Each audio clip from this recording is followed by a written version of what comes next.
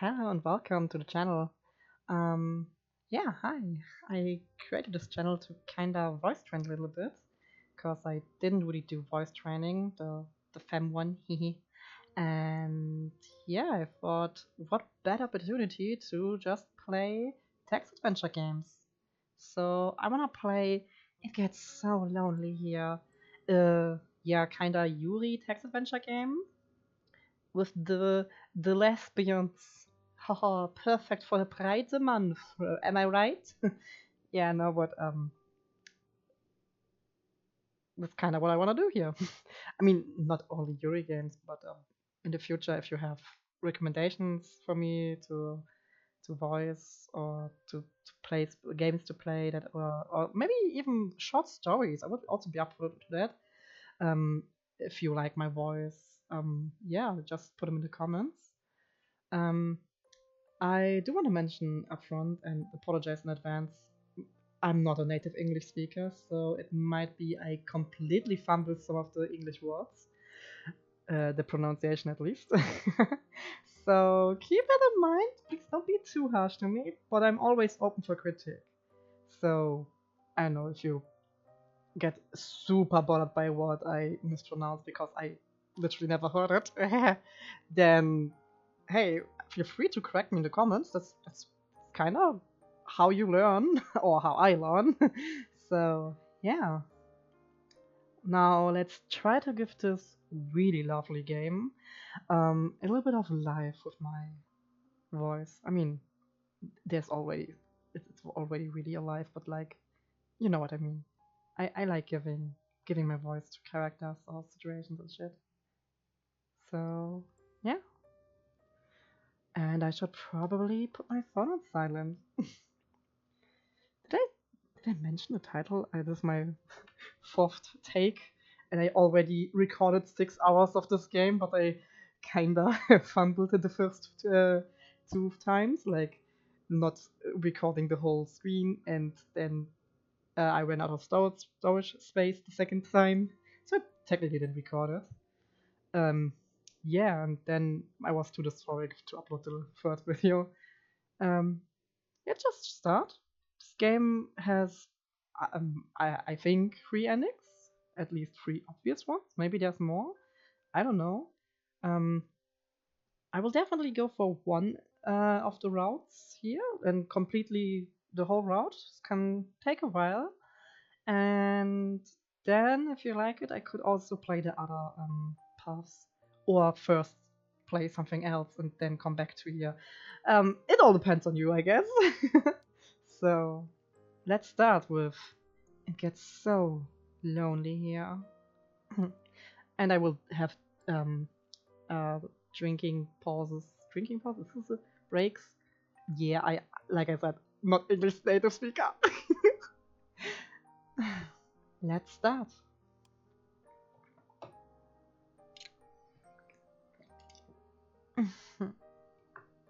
You are running through a forest.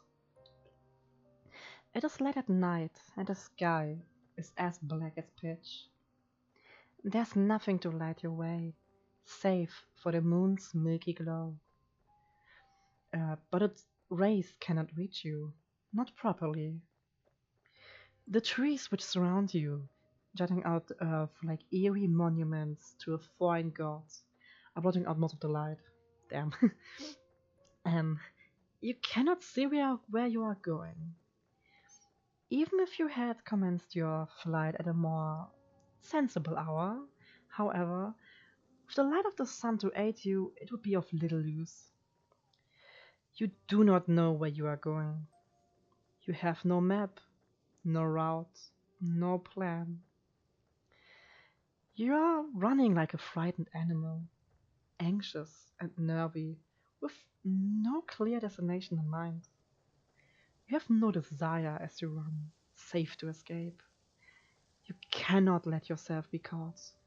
If that were to happen, you are certain that you would be ruined.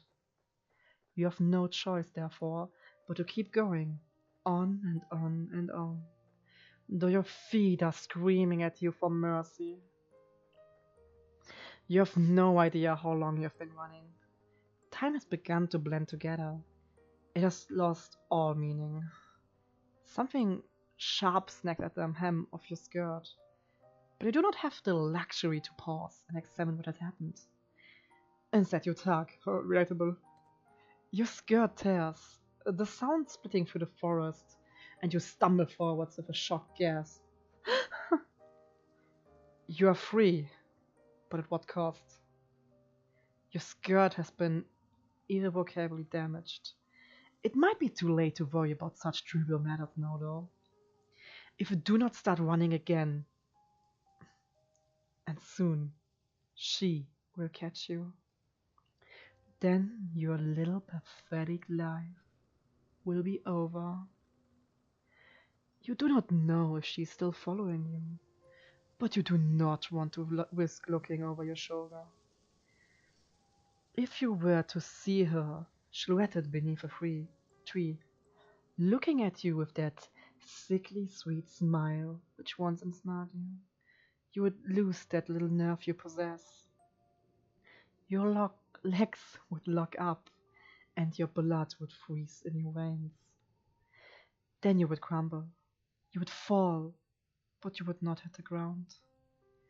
She would be there to catch you. Did she not promise, when you made a contract, that you would never be alone? You would like to take back that silly wish of yours, but it is too late for that. It is too late for a lot of things, really. All you can do now is run. You run and run and run, while icy fogs swirl about your feet.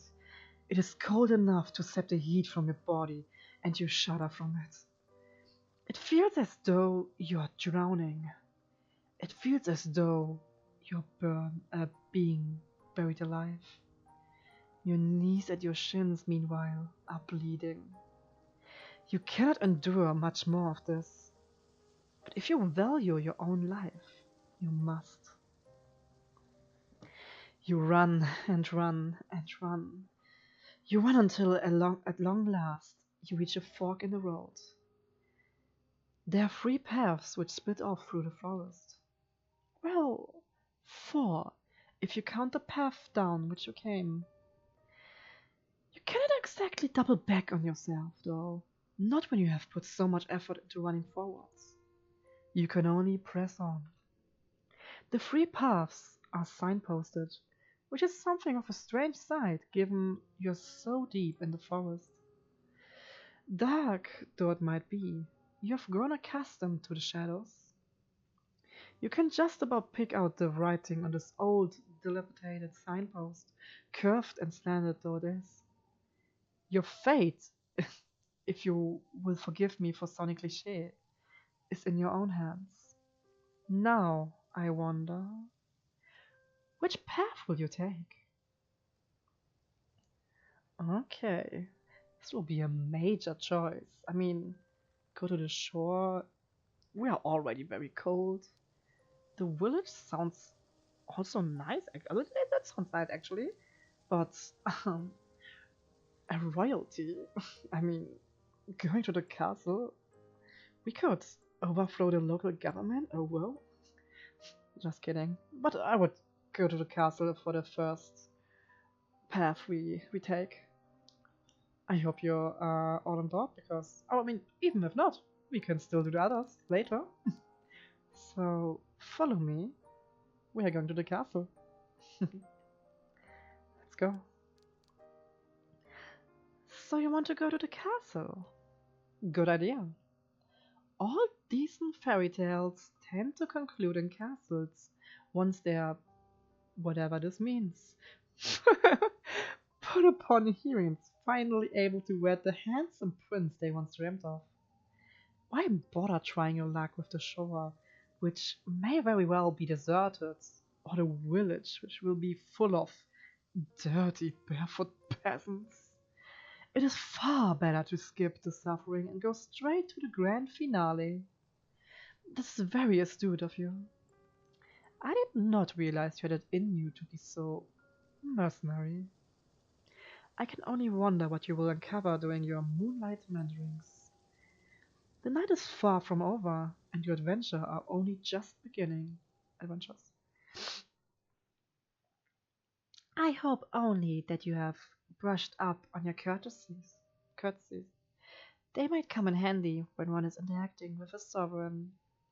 Wilds can be temperamental after all. If you fail to treat them with the prerequisite amount of respect, you might come to regret it.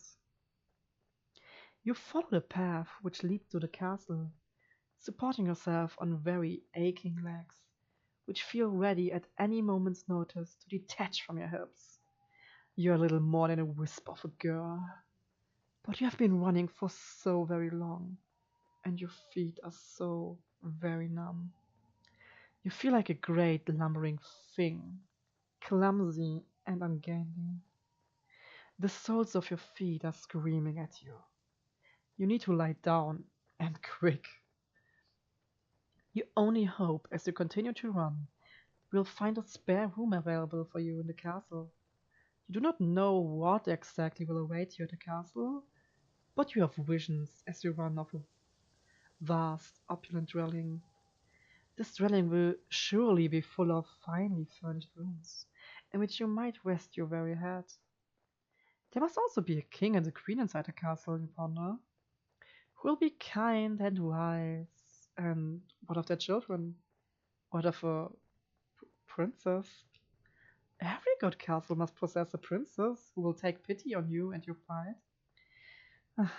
You can imagine the face of this generous princess with ease, thanks to the fairy tales you read in abundance as a small child.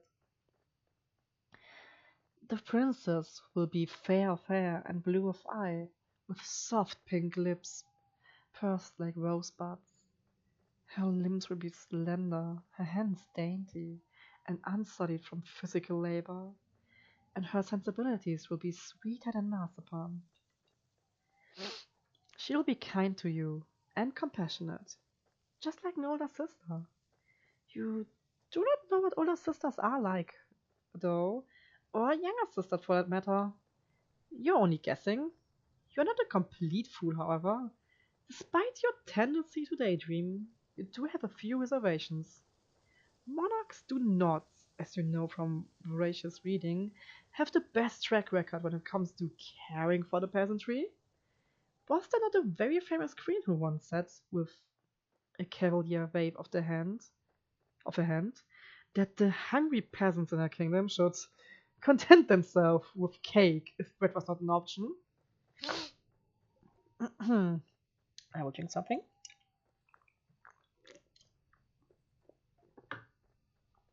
Huh. You think that this might be a misquote, but the point still stands. Though royals are supposed to grant their subjects, su- whatever this is, in the time of need, this does not always happen. In fact, it rarely happens. Kings and queens and princesses and princes are just people at the end of the day, and they are subject to the same caprices that all humans are.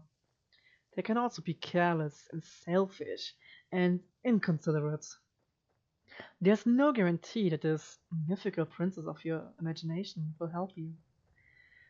Why, there's no guarantee that this mythical princess exists at all. Still, you must try. It is this hope which keeps you going. You continue to run to the castle.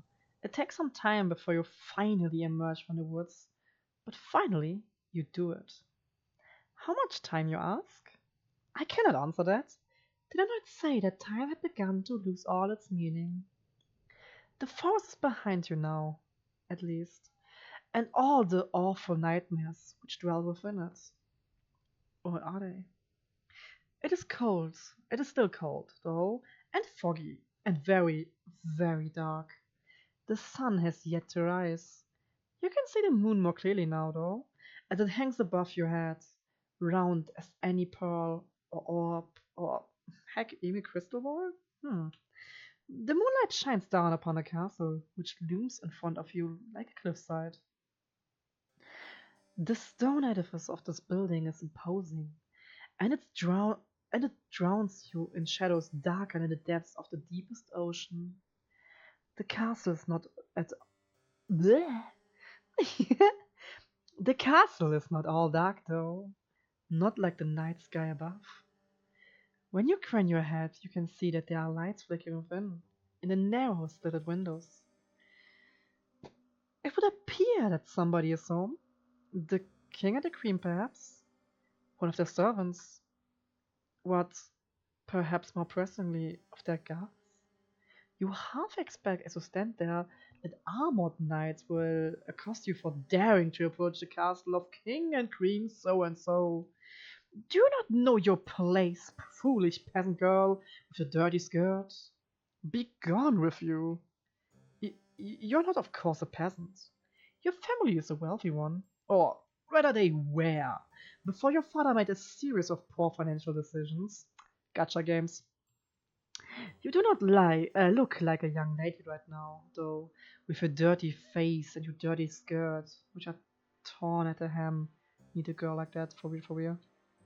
If any guards were to take you for a vagrant, it would not be surprising. But you stand there, stuttering, what the fuck? Your filthy fingers locked and hooked. Bleh. Okay, calm down. Your filthy fingers hooked in front of your filthy skirt. You do not hear any cries. Nobody sounds the alarm. Lights might be on the inside the castle, but there's nobody outside of its perimeter standing sentry. There's nobody to impede your entry, and the elaborate iron gates, which are set into the vast stone walls about the castle exterior, are open just a crack. It would be a trivial matter to slip inside. There's nobody to stop you. Why are you trembling now, you silly thing? You, why are you trembling now, you silly thing? You have come so very far. It would be an act of foolishness to turn around now. Go on, go. You inhale. Perhaps in an attempt to screw up your courage, which has at long last begun to fail you. And then you step forwards. You slide between the wrought iron gates as stealthily and as secretively as a thief, then cross the path which leads up to the tall, imposing structure. The domed doorway which leads into the castle itself, hewn from stone, is closed, but at a push of your palm it swings inwards. The door creaks alarmingly as it opens, the sound loud enough to split the silence like a thunderclap. You inhale at this and glance around, your eyes darting whatever this means. I can't pronounce some words, I'm sorry. If there are any guards posted about the castle's grounds, they should all have been alerted by that sound. Will they come for you at long last? What will happen should I catch you? Will they throw you in the dungeons? That does not sound like a pleasant way to spend the night. At least you would have a roof over your head, though, and you would not have to keep walking. Your feet really do ache. You stand there for an indeterminate amount of time, your heart pounding a panicked, irregular rhythm in the base of your throat. But no matter how much time elapses, no guards come. You're thankful for your good luck, though it does make you wonder, where is everybody? Why it is almost as if all people in the world have disappeared. Could you be the very last human left alive? But how can I kiss girls then? You frown, then press your palm back against the door. You push less cautiously this time, heedless of the loud sound which splits the silence. There's no point in worrying about the guards, not when they might very well be non-existent.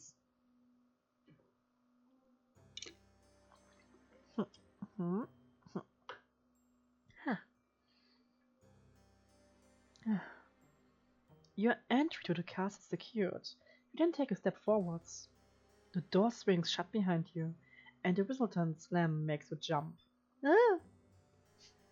You did not expect it. Your heart knocks against your ribs, and with wild eyes you glance about. You're standing in a vast entrance hall made of stone, which splits off into any number of passages. At the very end of the hall, meanwhile, there's a large, elaborate staircase, one which seems to extend to the heavens themselves. It is dark inside the hall, but there are numerous torches set in sconces in the stone wall, which are aflame. They offer some relief from the shadows. You can hear the faint sound of the wind outdoors as it moans against the castle's imperious walls, but you cannot hear any footsteps. You cannot hear any voices. You cannot, more importantly, hear any people. Maybe the castle is empty. If that is the case, though, then who lit these torches? It is a curious conundrum. You muster up what remains of your courage, then cry out, addressing the empty hall in timorous voice, which fails to properly fill up the space. Hello, you say, your eyes wide. Is anybody there? Your voice echoes through the vast empty hall, but it is met yet again with silence. You cannot say you're too surprised, but it is somewhat disappointing. Not one to be deterred, you try again and again, your voice growing louder with each subsequent attempt. No matter how loud your voice, however, it fails to reach any ears. If anybody is here, they do not seem to be particularly sociable. That or perhaps they simply cannot hear you. Could they be in another room? Yes, that must be it. You will never find that pretty fairy tale princess of your imagination if you stay idle, you know. Yes, maybe you should go outside and meet girls. Hi, I'm hi. It is time to get to work. Put those legs of yours to good use. Not knowing what else to do, is there anything else you can do? You begin to explore. You examine the rooms first on the ground floor of the castle, which are of similar scale to the impressive entrance hall, large and richly furnished, but utterly unoccupied. After some time of aimless meandering, encountering nobody save the ghost of aeons past memorialized on portraits upon the walls, you muster the courage to ascend to the second floor. This floor, too, you examine, wandering through a seemingly endless series of hallways, until at long last you find a door which is ajar. From between the crack in the door and the jamb, you can see flickering light. Irregular, yes, but it is light nonetheless. Could it be from a fireplace? That would suggest, then, that this room is occupied, unlike all the others. Perhaps the kindly princess you dreamt of will be awaiting you in this room. It is with a trembling hand that you press your palm against the door. You push it. Then you step inside the bedchamber, which unveils itself to you. Shyly, you stand in the threshold of the chamber, much of your courage extinguished, and gasp. The bedroom itself is gorgeous.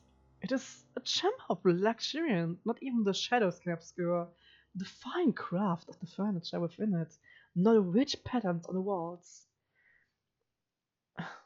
It is the girl inhabiting the chamber, however, who truly takes your breath away. Sitting upon the velveteen sheets of the towering four-poster is a girl in oh god, sumptuous red gown who seems to be like age to you. You do not have a clear view of the girl's face. Her head is bowed, her direct gaze, gay, gay, directed downwards at her lap. You can tell from her hair, however, and from her slender calves, which protrude from beneath the hem of her dress, that she is very pretty. The girl's hair is golden, just like freshly cut wheat, but it's the red of her dress which truly captures your attention. She's so striking, you cannot look away from her. Holy fuck! Jump scare warning? Dolls. Oh, I'm fucking scared of dolls. Ahem. The girl is not alone in the chamber either. She has a companion though. This companion is not half so endearing as she. In her lap, perched upon her velvet skirt, is a doll. The doll's hair, like that of the mistress, is golden, though much of it is hidden beneath a bonnet. The girl is adjusting the china teacup held in the doll's tiny hands, while the rim of the cup glints at the light, which exudes from the fireplace. If the girl is of a similar age to you, it seems strange that she would content herself by playing with dolls when she could play with girls. Uh, is she not too old for it? This girl would be more at home, you decide, at a ball, wearing an extravagant gown, speaking with wealthy noblemen, perhaps even princes. She should not be sitting in what you presume is her bedchamber adjusting a teacup in a doll's hand. But you're not afforded much more time to stand there, marveling at the girl, because she turns. She raised her head, then her eyes meet yours. You thought the girl pretty when first you observed her, sitting on the edge of her plush velveteen bed, examining her doll. Now she is looking at you, however, her face illuminated by the flames in their grate. You can see that you were mistaken. She's not just pretty, she is beautiful. So much so it is breathtaking. She looks as though as she stepped out of her pages of a picture book. She's simply too perfect to belong to this world. Perhaps she's some kind of vision, a waking dream, a hallucination? But no, she needs none of those things. The doll on her lap is a cold, hard thing, made of porcelain, and it is unflinchingly, reassuringly real. If she were a mirage, surely she would not be able to handle physical objects just such as this. It is strange, though. The doll, though immaculately made, looks oddly imperfect when compared to the girl who is holding it. She's so startlingly beautiful. She even puts man-made representations of feminine charms to shame. The sight of her makes you feel rather weak. You always have had a fondness for fair maidens, haven't you? You're rather hopeless when it comes to them, even worse than a knight errant from a courtly legend.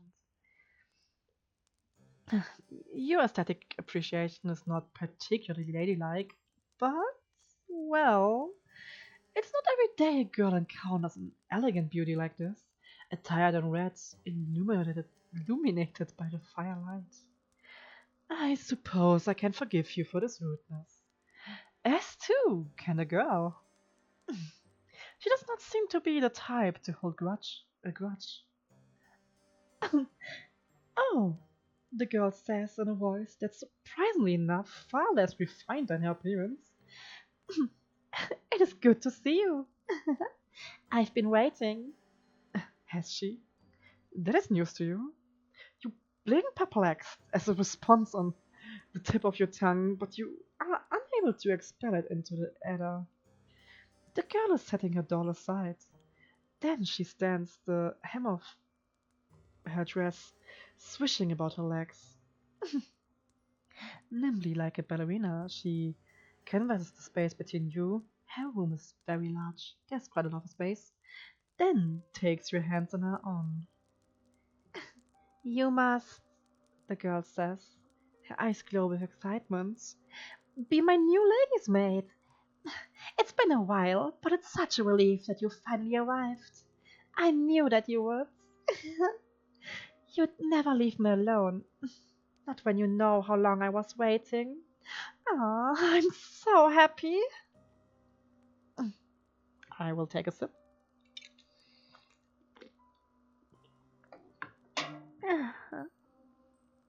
The good mood is contagious.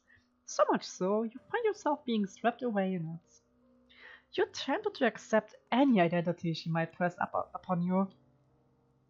You've never been a maid before, but you might not mind being this girl's maid. She does not seem like a poor mistress to serve. Not if she is always this kind. You cannot mask the confusion, however, which flickers across your face. You're not a good enough actress, and in any case, this is all happening too quickly. Why, you barely know this girl. Why is she being so very familiar? It is with blank, bovine eyes that you examine the girl. Your befuddlement is pronounced enough that even the girl, despite her good mood, notices it. She frowns. Then she says, her fingers sliding away from your own, "No, please, hint. Am I mistaken? Are you not, are you not my new lady's maid after all?" The disappointment in the girl's face is abundant, so much so your heart clenches. You do not know her, she is still a stranger, but you are struck all of a sudden with the intense desire to appease her. You do not want to let her down. The thought is devastating. You are not aware, you tell her, that you had applied to be her maid, but if that is what she wants, you would not be opposed to it. You pray that she forgives you, though, for your discombobulation. You come from a distant country and you have traveled for many miles.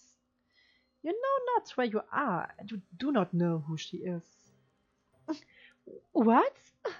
You do not know who I am? It is regrettable, you tell her, but no, you do not know her, though that is no fault of her own. Why, you have spent such a long time running, you hardly even know yourself. Ah, so you are a fugitive then, from another country. I see. I won't pry into your past then, if you'd rather forget about it. I don't mind sharing my past with you, though. Everybody in this country knows who I am, after all, or at least they should.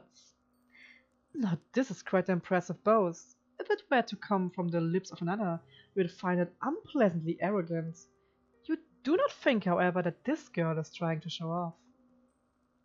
You get the feeling instead that she is merely telling the truth. If you don't have the pleasure of knowing me, then allow me to do the honors. My father and my mother were the king and queen of this realm, and I am its princess. I've lived in this castle all my life, so I don't know much about the outside world, but I know that other countries do exist out there. I presume it is from one of those foreign countries that you come from. It is very good to meet you. I've always wanted to talk to somebody from overseas. It feels like quite an opportunity. The girl giggles at this, and you smile in response. You tell her unthinkingly that it is your pleasure really to meet her, or at least you mean to. You only get halfway through this remark when the full gravity of what the girl has told you sinks in. You come to a stop, then you stare. Did she just say she was a princess? Yes, that's right. I'm a princess, and one day I will be a queen after I've done a little bit of growing up. My ministers don't think I'm ready to run the country just yet, but I've been doing my best at my lessons. One day, I'm sure, I'll be the best queen there ever was. So she really is a princess. That makes sense, you suppose, given she lives in a castle. But it counts as a surprise regardless. You hadn't known before you entered the chamber that you were trespassing on a lady of such great renown. Why, if she willed it, she could have you executed for your carelessness. An ugly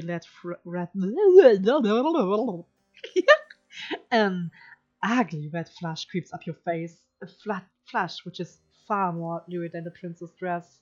As you look to your feet, bashfully you stammer out a new address that you are very sorry for intruding upon her, and you hope that she can forgive you. Oh, it's all right. Think nothing of it. I don't mind, really. We all make mistakes.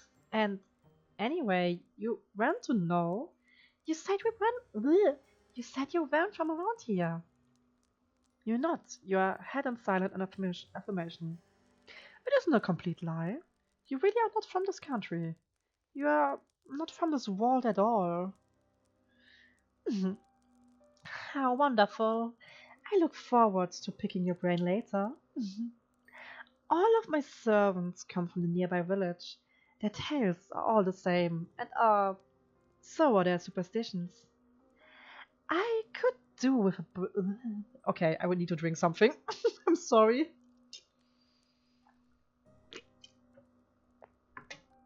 Yeah, I could do with a breath of fresh air. My last lady's maid told me I was too impetuous, but I don't think there's anything wrong with wanting a bit of adventure.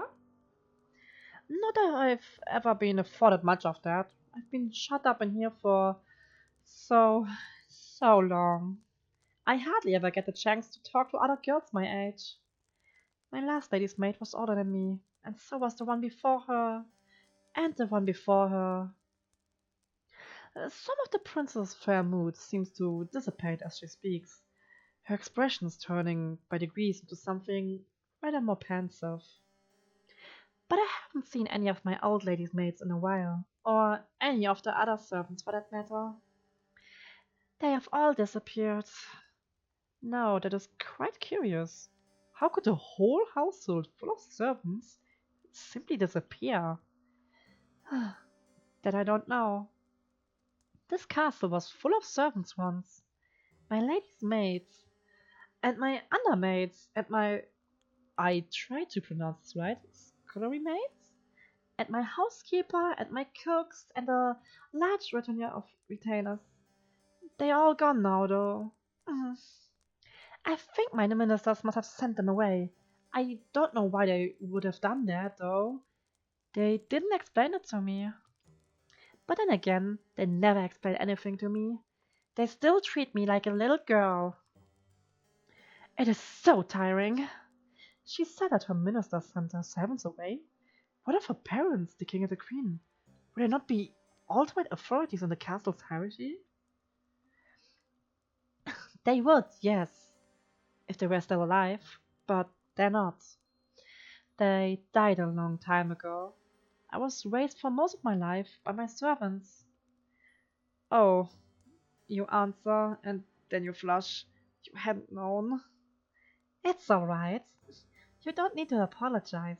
I'm just happy that I have you now. I'm just happy that I have you now. I was getting sick and tired of only having my dogs to speak to. They aren't the best conversational partners. You can imagine so, yes? You'd doubt any doll, even one made by a talented artisan, artisan, with an intelligent face indistinguishable from a human's, would be very good at answering back. Oh no, they aren't. They are hopeless at it, really. They're so stony-lipped. You have no idea how much of a relief it is to see you. This castle is so big, and without my servants, it feels so very empty. It gets so lonely here. Now, that is an interesting turn of phrase.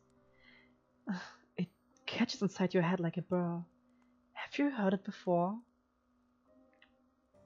You do not have much time to ponder this, however, because the princess is speaking anew, in that curiously conversational manner of hers, which does not seem particularly princessy. Maybe she learned how to speak from her servants, to explain why her consonants are so unrefined. Oh, but listen to me yammering on again.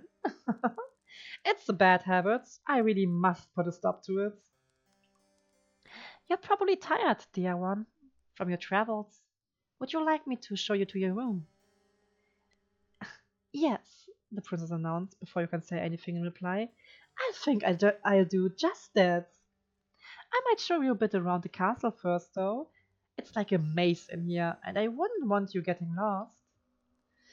You'll be staying here for quite some time after all.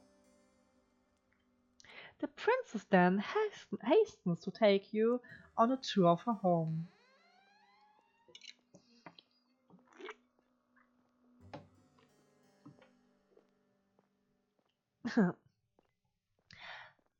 Fortunately, she does not show all of the rooms in her abode, and neither does she offer overly long descriptions as to what the few rooms she does show you are used for. She does, however, pause by the kitchens, whereat she offers you some victuals.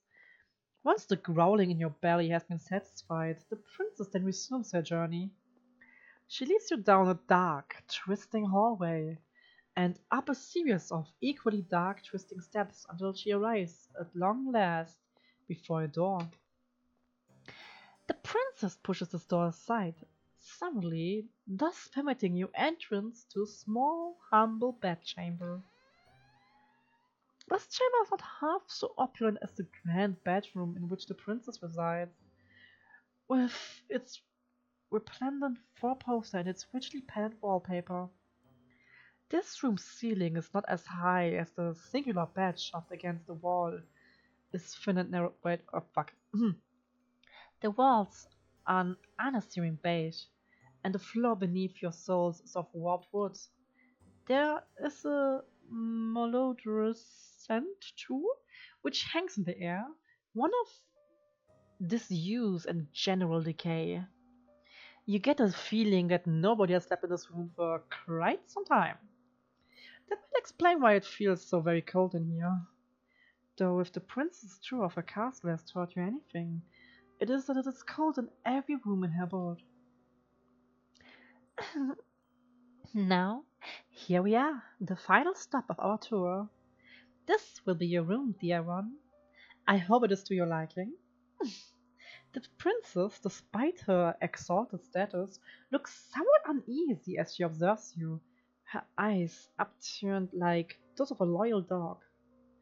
Is she concerned about your reaction to this room? Perhaps she's afraid that you will turn your nose up at her kindness. For a princess, she's awfully eager to please. Um, fuck. This room is rather scanty, yes, when it comes to its content, but it's more than passable. I skipped something on accident. It has a roof and four walls, and though it is cold, you fancy you will feel warmer once you have slipped beneath the bed sheets. The room is not quite so fancy as your dormitory at the. Okay, how the fuck do I. Conservatoire? Is this French? And neither is it so large, but it does have one glaring improvement over your previous lodgings. You'll not be expected to share it with anybody else. There's only one bed in this room, and this bed is to belong to you. You think that the peace and the quiet will do a world of good. You tell the princess as much, and she smiles. That's good. I was worried you wouldn't like it. I know it isn't much to look at, but it's one of the nicest servant rooms we have in the castle. Most of the maids sleep beneath the roof in this teeny tiny room, which is all cramped. There's 10 beds up there, and they're so close together there's barely any room to pass between them. I thought it was perfectly ghastly when I saw it the last time I went up there. Not that I was supposed to be up there. It was a rainy day and I couldn't go outdoors, so I was doing a bit of exploring. If the housekeeper had known I'd be sulking around, I don't think she would have been best pleased. Well, in any case, nobody sleeps up there anymore. The scullery maids are all gone now. I couldn't put you up there, though, in the attic with all those empty beds. I didn't think it'd be very cheery. You're not just a scullery maid, you're my lady's maid.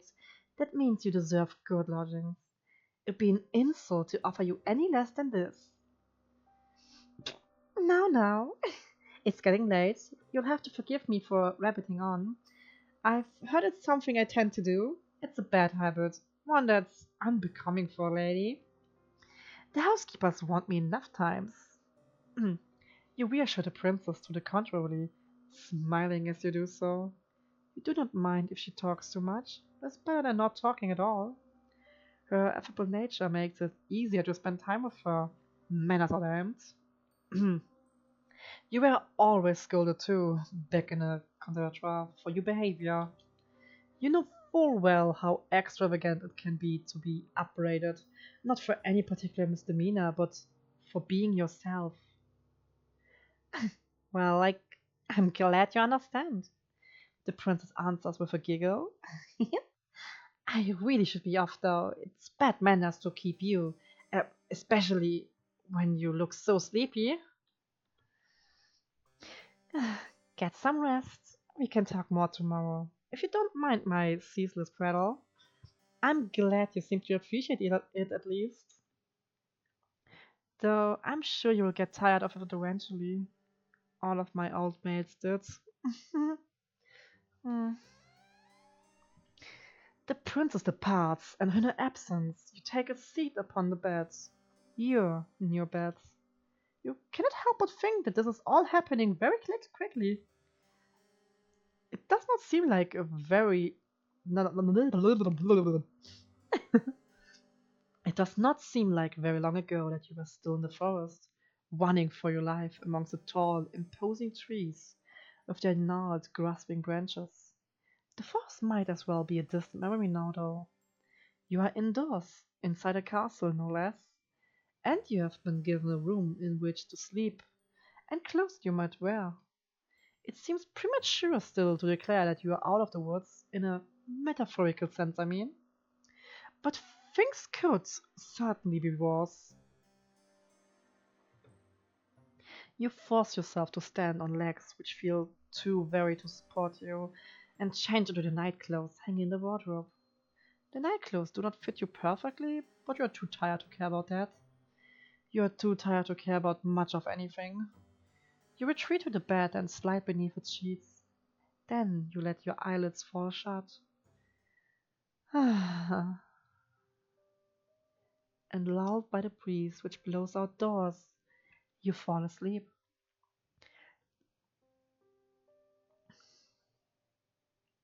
You are so very tired. Your sleep is a deep, dark one, darker even than the furthest abysses of the night. Like the nighttime sky, however, which shimmers with stars, your sleep is not devoid of those prismatic fragments you humans call dreams. Though in this case, I rather think your nocturnal imaginings are worth rather more than that. They are not dreams, are they, to which your slumbering mind is subjected? You know that they are not. Otherwise, your body would not be so very cold, not so clammy. The images that flicker beneath your closed eyelids, like the ghostly images in a. Ihr wollt mich doch ficken. Whatever this is, were not conjured from within your mind. They were instead taken from your memories. You're not merely dreaming, you are remembering. You remember the girls who slept in your dormitory, and how they always hastened to use the shower first, so you were last for breakfast. You remember how, when you finally did arrive at the dining hall, the most desirable morsels had already been shoveled up by the girls who got there earlier. You struggled, too, to find a seat once you finally did get your hands on some food, because nobody ever wanted to sit with you. The other girls all acted like you were devil, save for when they wanted favors. They never asked for these favors, mind, for why would they? To them your father's prestige did not matter. They were all wealthy ladies too, many of them wealthier than you. When everybody has the airs and graces of a princess, how is anybody supposed to stand out? You stood out the least in your class, perhaps because you were one of the smallest, the frailest, the sickliest, who always came down with colds in the winter. Your poor health did not stop the other girls from treating you as a servant, though. When they remembered that you existed, of course. It was your lot in life, as you dwelled within the stone walls of the conservatory, to carry school bags across the field like a pack mule. Then come the evenings. The girls in your dormitory had you sewing on missing buttons and ironing out the creases and wrinkles in their uniforms. If there was an odd job that needed performing, you would always be asked. But these girls did not ask you. That would have been too civilized. They ordered you instead. And as they ordered you, they laughed at you. They laughed and they laughed and they laughed. The laughter hurts, but it hurt considerably less than the kicks did, and the slaps and the pinches. Once during an embroidery lesson, one of your classmates had an accident with her sewing scissors. She stumbled, or at least she pretended to, and before you knew it, the silvery blades of those scissors were embedded in your left palm. This happened quite some time ago when you were even littler than you are now, but you can still remember it. It hurt a lot. The scissors were sharp, and they perforated your skin, not all the way down to the bone, but enough to bleed. Your wound bled bright red, like strawberry jam all over your embroidery. Embroidered in blood. Hey, that's kind of hot. Not hot, I mean. Anyways. Then, when your professor saw it, she shrieked. Her face turned as pale as way, and she looked for a few moments as though she might faint, though you were the one who was in pain. Your professor looked at your face. She could not bear to look at your hand, then demanded to know why you could not be more careful. It turned out to be an accusatory one, almost as if you had stabbed yourself in the hand with your scissors to goad her. The pain in your hand hurt, but the giggles of your persecutors hurt all the more. They never were punished for that. Perhaps your professor did not care enough to punish them. Perhaps she, like everybody else, thought it was all your fault. The wound, when all was said and done, was not too deep. You did not even need any stitches. It healed well enough in time on its own, though it still left a scar, a white, raised thing, like a crescent moon. You still have that scar. You do not know how much blood you lost. It seemed like a lot back in the classroom. You could smell it in the air, sharp as iron. But it could not. But it could not have been that much, evidently. If your wound had been more serious, perhaps your professors might have cared. Perhaps your classmates, too, would have felt some modicum of guilt over what they did. But this seems very unlikely. You know that your blood meant nothing to your classmates. Why should it? If you meant next to nothing, then the blood in your veins was, if such a thing is possible, even more inconsequential.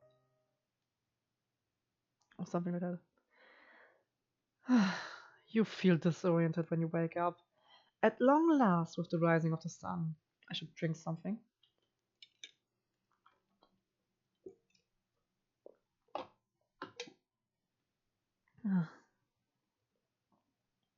Ow. You do not remember what you dreamt, but you do know that your dreams were.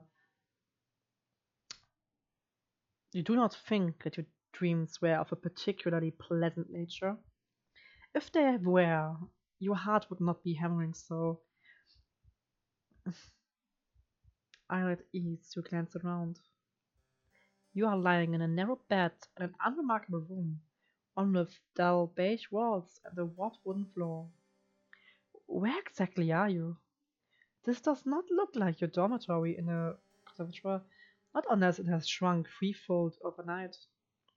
Your brow furrows as you attempt to recall the events of the night prior until it all clicks into place. You remember now. You are running through the woods, trying to escape from. You do not want to think of what it was you were trying to escape from. You presume that you must have given your hunter the slip, though, because you're still in one piece. Na, na, na, na, na, na, na, na, One Piece. Awake and alert enough to face the dawn of a new morning. You still have all of your limbs, and your facial features appear to be in the correct configuration. It is more than enough to be getting along with. You look to the foot of your bed, then blink, bemused at your discovery. You can see lying upon the sheets a garment, two garments actually, of black and white folded into a neat white square. What could that be? A maid's outfit? If so, it would not be too surprising. You can now recall your visit with the princess the night prior, and her assertions that you must be her lady's maid. Well, if that is the role she wants you to assume, you have no qualms with it. It is far preferable to the other role you played last night, that of a startled quarry running from its pursuer. You press your fingers against the humble maid's attire. It feels surprisingly soft to the touch, not coarse like you expected. These clothes are rather fine, just like the princess. Did the princess put them there? If so, that is all the more reason to wear them. You're not churlish enough to deny her hospitality. You rise from your new bed, then undress yourself, unbuttoning the front of your plain, white nightgown and setting it aside. This task accomplished, you then clad yourself in your new attire, black, white, and eminently sensible. You feel very far away from the girl that you once were. Your face might be the same as always, but something within you seems to have changed. You're no longer a student, not as long as you mean to reside within the princess's castle. You would far rather be her servant. Assured of your newfound identity, you retreat from your chamber, then make your way to your mistress's bedroom. The castle is a large one with many, many rooms and many, many hallways to connect them, and for a brief while you find yourself horrendously lost. You cannot remember where the princess's bedroom is. You're beginning to feel rather disoriented when, to your relief, your eyes snack upon a stairwell which looks rather familiar. Could this be the way? You ascend these steps, your footfalls cushioned by the plush carpet which lines them, then find your way down the very same hall you traversed the night prior. If your memory does not fail you, then the princess's bedroom ought to be... Yes, it is here. You rap upon the door, but receive nothing in the way of a response. Is this... is the princess still abed? You wonder briefly whether you ought and wait until she has risen of her own accord. But no. The sun is high in the sky, and it would seem a shame to let the princess sleep through the day. You ought instead to rouse her. That seems like a sort of duty a lady's maid should attend to. You enter the princess's bedroom and glance about. Her room looks much the same as you remembered it from last night, though the ceiling seems even higher when viewed in the when morning's light. You can see now that there are fewer shadows. There are few shadows to impede your view. How very opulent your young mistress about is. Her what the fuck armoire is large and imposing, as is the grate in which you will be expected to keep a fire lit during the nights. The princess herself, meanwhile, is curled on her side beneath the sheets, looking rather less grandiose than her title would suggest. She is attired in a nightgown adorned with frills, and her hair is split across her pillow like spilled gold. In her slender arms, meanwhile, held to her chest, is a doll, the very same one she was cosseting last night. You suppose this doll must be your favorite? Highly you wonder what the doll's name is, though you do not suppose it mattered all that much. It is time to wake your mistress. You call out to the princess, but she's largely unresponsive. Her eyelashes are still sewn tightly shut, and her lips pursed in slumber. You purse your lips too, and sigh. Well, nobody ever said your job would be easy. Once again, you call to the princess, and this time she replies. Her response is not a favorable one, however. Yeah. She sighs, then turns away from you, her doll clutched to her chest. Just give me a little longer. The princess sounds so enfeebled, but you do not take pity on her. If you had learned anything from the conservator, save for knowledge pertaining to respiratory tracts of fish, is that one must be cruel to be kind. You do not think this adage was practiced with any great success in the conservatoire. Perhaps it will have more of an impact upon the princess. You tell her once again to wake up, more sternly this time. You're not let her sleep, for she has slept enough already. It is very lonely, really, to still be abed at such an hour. Oh, defeated, the princess sighs. All right, I can see that I can't twist you around my little finger. I'm up, I'm up. You don't need to nag me. Once you have roused the princess from her bed and you have put her doll to one side, you sit upon her toilet. You aid the princess in the brushing of her hair, a chore to which she submits willingly, like a cat might allow its fur to be brushed. You allow yourself to ponder as you run the bristles of the princess's brush through her hair, how wonderfully soft it feels against your skin. But a curious query from the princess. Are you alright, dear one? Brings you back to your senses. You were rather lost in thought here. Uh, look, look lively now. You wouldn't want the princess to catch wind of your salacious thoughts, would you? I thought that you had learned your lesson about that already. Suitable chastens, you finish with the princess' hair, then set the brush aside. Now that the princess's tresses have been taken care of, you must start on her attire. The princess remains seated upon the edge of her bed, looking up at you, can.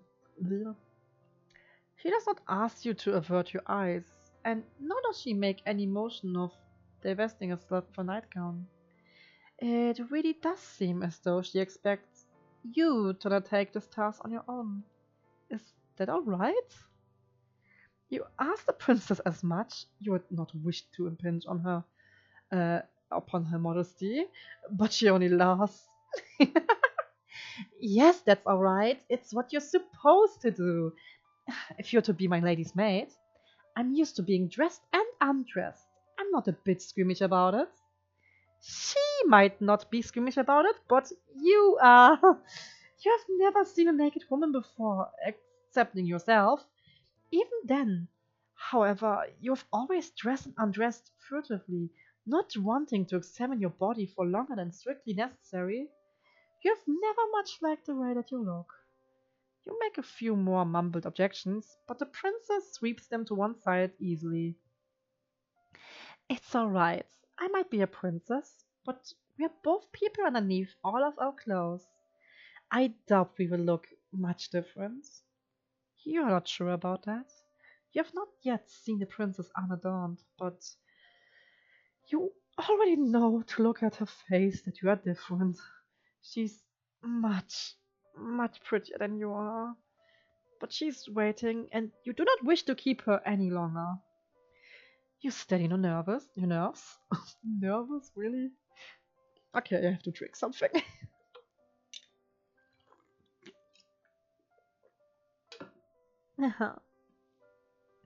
Then you reach out with trembling hands, and you begin to undo the buttons which run down the front of the princess's nightgown. You walk as quickly as you are able, which, given how badly your hands are shaking, is not very. You fumble with a couple of the buttons, flinching as you do so. The princess, however, seems blissfully unaware of what it is exactly you are doing, or not doing, for your fingers have begun to seize up with the front of her nightgown. She's not even looking at you. Instead, her gaze is directed beyond your shoulder, to the windowsill and the sky beyond it. It isn't particularly sunny, but I don't think it is too cold outside. Going for a walk might not be a bad idea. What do you think, dear one? You think that you would like to finish undressing the princess as soon as possible so you can make some progress on dressing her again? The sight of all of this exposed skin is bad for your heart. Fortunately, you are able to make quick work of the princess's nightgown despite your initial mishaps. Spurred on perhaps by your anxiety. You bid the princess to stand, which she does, and neatly she steps out of her nightgown, her motions once again as graceful and as fluid as a dancer's. This task completed, you search worriedly for the princess's red dress. Where is it? You cannot find it. Sweat begins to prickle on the back of your neck. Your palms, meanwhile, feel uncomfortably clammy. The moments pass awkwardly, uneasily, as you search, the princess standing there all the while, as naked as the day she was born. Why did you not find her day dress before you stripped off her night one? What a fool you are! The princess, noticing your panic, giggles, then says, Are you looking for my dress, perhaps? Yes, you reply. Yes, you reply, your face flushed. That is what you were doing? I thought so. I did wonder before you started undressing me why you'd not ask where it was. And maybe it slipped your mind. It has slipped your mind, yes, to your shame. You were too busy trying not to fixate upon the princess's bad skin to think about how best to conceal it. Relatable. My dress is in my armoire, the princess says, glancing over to the aforementioned piece of furniture. That armor of hers is an intricately carved wooden structure, large enough, or so you estimate, to fit inside it enough dresses to attire a whole ballroom's row of princesses. I'd like to wear the red one. It's my favorite. Would you be a dear and fetch it for me? I don't want to rush you, but it's rather cold in here, especially when I'm still naked. She raises a good point. You turn away from the princess and make your way to her armoire. Once there, you open its wooden doors and pursue the clothes hanging within. It is just as you expected. Inside a wardrobe lies numerous dresses, all of them finely sewn and decorated with no shortage of ribbons, lace, and iridescent pearls. You find the princess's red dress soon enough, then hurry to her side. With your spoils in hand, you hurry to dress her, concealing once again the princess's pale skin beneath layers upon layers of soft red velvet. She's easier to look at now, you think, with her skin concealed, because your heart cannot take a pretty woman. You are gay. Lebanese. That might have been the most nerve-wracking task you have ever had to accomplish, even more so than your previous escape through the foggy forest. Damn. Why, it seems a small miracle you can still remember how to breathe. Ah, that's much better. Thank you, dear one, for your help. You've not been here for a full day, but I already wonder what I would do without you. Shyly you assure the princess that you did nothing, really nothing beyond your job. You don't not do anything incredible, and in any case, being complimented by somebody so pretty is embarrassing. Ah, don't be like that. I want to compliment you. Why shouldn't I? When you've been so helpful. It would be rude not to. And anyway, I think you're very pretty too. Oh my. Your face flushes from this more deeply than ever before. You ought to count yourself lucky, really. What with all of this excessive blushing, the princes do not seem to possess any vampiristic tendencies. You're making yourself quite the easy target. Now, the princess declares, why don't we go for a walk? It's a nice enough day, and I get so very bored of being cooped up inside. You can't think of any particular objections to raise to this remark, and you think the princess might have a point. The castle, though expensive, is somewhat stiffening. The walls are so very thick they put you in mind of a crypt. With your acquaintance shirt, the princess quits her chamber, her posture elegant and her gait unhurried. She seems not to walk as she navigates her way through the seemingly endless halls of her home, but to float like a cloud. The hem of her dress swishes around her legs, and her hair shifts like a shroud.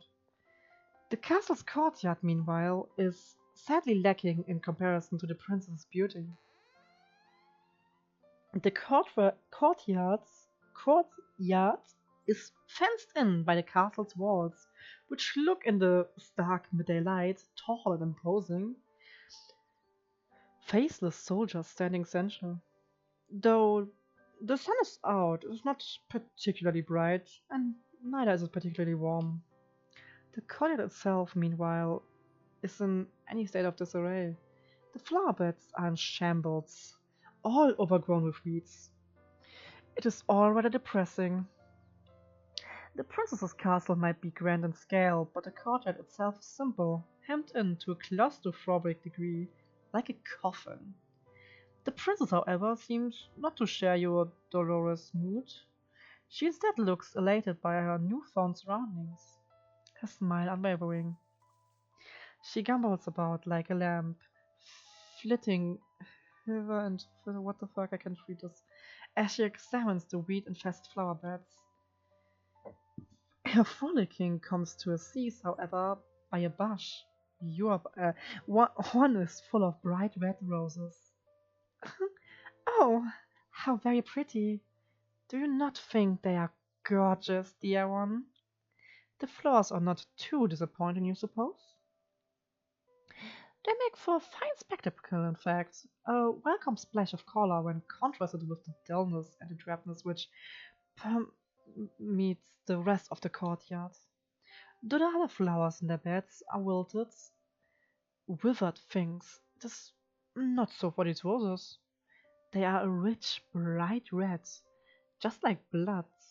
Their heads so full they seem almost to droop beneath the weight of their own engorged petals. They are pretty in a sense, but there's something unsettling about them too. Something that is almost obscene. How did those roses become so very red? What has been sustaining them? Could it be possible that these roses have been drained their life from the other flowers which are struggling to grow within this garden? It is a fanciful thought, but oh, they are simply divine. Looking at these roses always lifts my spirit. They really are my most favorite flowers. I simply must pick some of them. Perhaps I can use them to decorate my bedchamber. It could use a bit of color. The princess reaches out so as to pluck one of those roses free from its resting place amongst its brethren. You watch her. You breathe, anxious that the gesture might result in perforated flesh and bright red blood. But the princess is not as clumsy as you fear. Of course she's not. Who did you think she was? You? Rather than worrying about other people, you would be better served if you worried more about yourself. The princess holds her newly pilfered rose to her nose and inhales, her eyelids falling shut as the flower's sweet scent washes over her. A few moments of silence pass. Then the princess begins to toy with the petals which adorn the flower's crown. Now let me see. I wonder what fate has in store for me. She loves me. The princess plucks a petal from the flower's overburdened head. She loves me not. The princess continues with this childish incantation, all the while stripping her rose slowly and methodically of its petals. These petals flutter about the princess like bloody snow. The princess' voice, meanwhile, echoes throughout the courtyard, even more melodic than the strains of a piano. She loves me. She loves me not. She loves me. She loves me not. The princess's fingers hover over the final petal, which crowns her nearly denuded flower. Then, with a triumphant smile, she declares, she loves me! I knew it. You watch the princess, amused by her girlish good cheer. The little mantra she has been reciting is one that you are familiar with. The girls at the conservatoire also used to engage in the little game. The younger ones, at least, who believed that a fairy tale prince would whisk them away. You might have participated in this game yourself when you were a child, but you never pinned your hopes and dreams on a handsome prince. Your interest in the prince has always been minimal.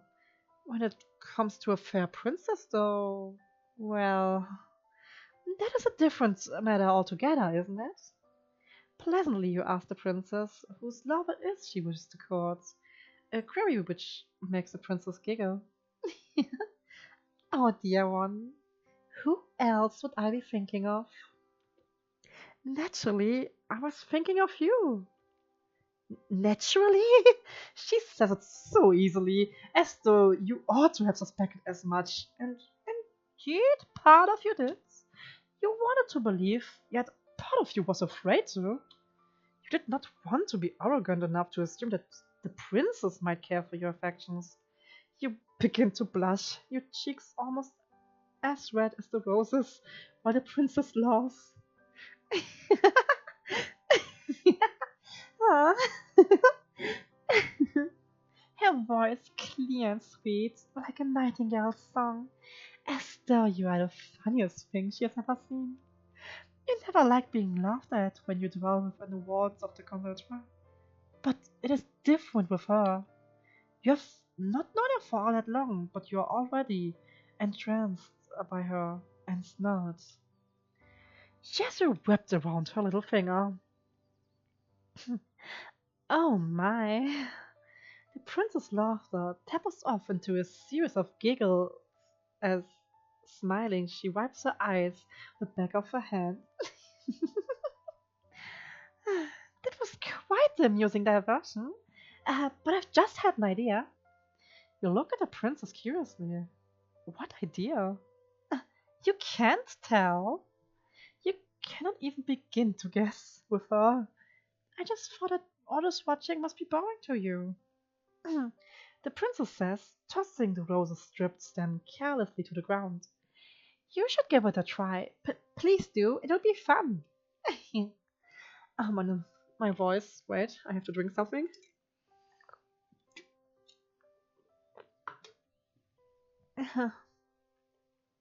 The princess retrieves a second red rose from the bushes, deftly snapping it between her fingers, and offers it to you. I want to see what fate has in store for you, too. You smile at the princess, touched by enthusiasm. Indulging in childish games like this might not be the best use of your time, but the princess looks so very determined, you would not wish to hurt her. What could be the harm, really, in consenting? The only real casualty of this game will be one single rose. The rose that the princess is holding towards you. You reach out, meaning to accept the princess' offering, but oh no, you are clumsy and you seize the stem of the rose with a touch too much strength. With a touch too much strength. The head of the rose might be pretty, but there's more to a rose than its bright red flowers. Roses have thorns too, a fact you are now being painfully reminded of. Pain flares through your finger and you gasp. You take a step back, the hem of your skirt swishing around your ankles. Your finger is stinging and so are your eyes. You ought to have been more careful. Why were you so stupid? You poor dear, you're bleeding, the princess exclaims, alarmed. Then she frowns. This is all my fault. If I'd not suggested the silly game, this never would have happened. But please, let me take care of you. And how is she going to do that? Perhaps she meant to take a handkerchief from a pocket, with which she might staunch your wound. Princes tend to carry handkerchiefs around with them, don't they? Certain ones. How else would they give brave knights tokens of their gratitude? Once the aforementioned knights have successfully slain dragons. There are dragons in this world? Damn! Mm. I mean, I know my games that I'm playing.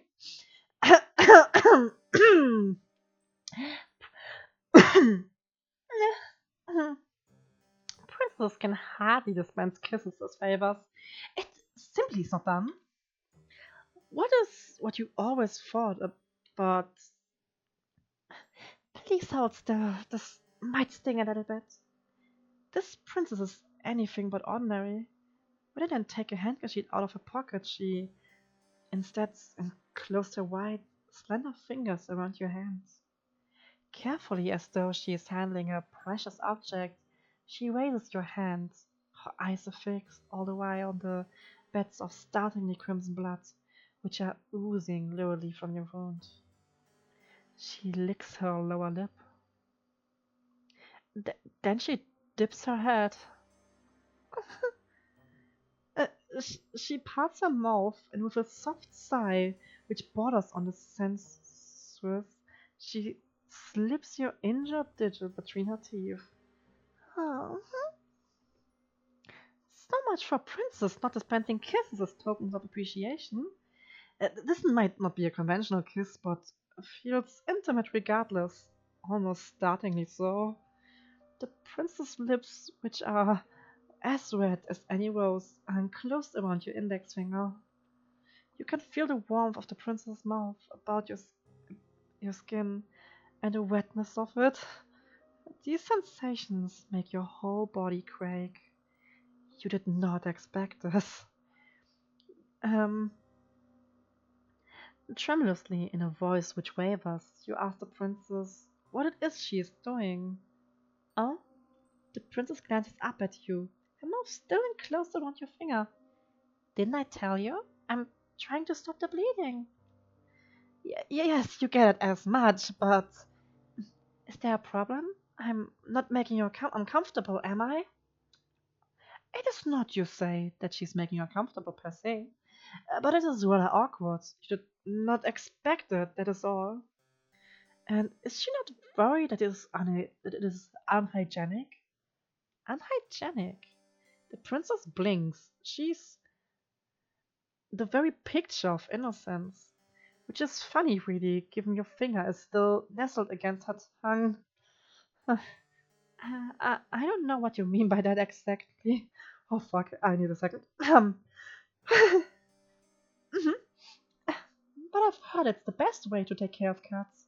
My nursemaid used to do this for me when I was a child. It is what you're supposed to do. And you asked, your voice catching in your throat. Did her nursemaid keep staunching her wounds with her mouth when she grew older? Well, no, but my nursemaid was dismissed when I was 8 years old. That's the normal way of things. I had my lady's maids to look after me then. How very interesting. And did they ever clean her wounds like this? No, the princess says, smiling mischievously. Because I'm not clumsy enough to cut myself, silly. Now, that was quite the sharp retort. You did not expect it. Your face turns even redder if such a thing is even possible. Though this might perhaps be to your benefit. I have to drink something.